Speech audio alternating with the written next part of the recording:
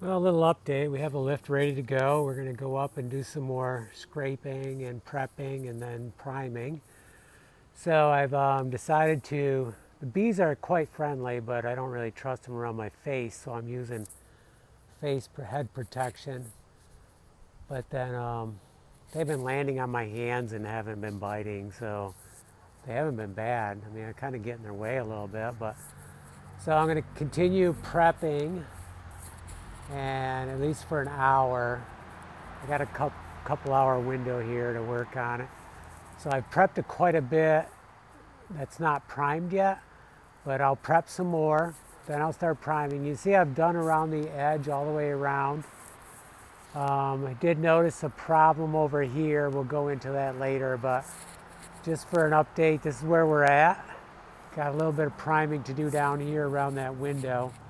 We still have to remove the storm window there and then prep all that, and then a bunch of work there. And these storm windows are ready to go back on, but we are not ready yet. So we're gaining. There's a lot of surface area up there. It may not look it from here, but it's almost a little overwhelming when you get up there. So we'll do a couple of videos on the architecture because it's really cool.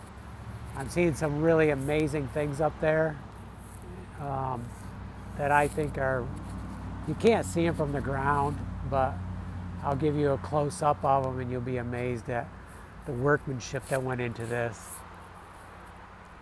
I did notice that from here where the lift is, I can go up and work on that one too. So we have lots of work to do here. We're probably going to run out of warm weather, but we're just going to keep going at it until we do. The lift is running well, so that's really good. Okay, let's get up there, get some head protection on because we're going to be in the bees, and let's get working.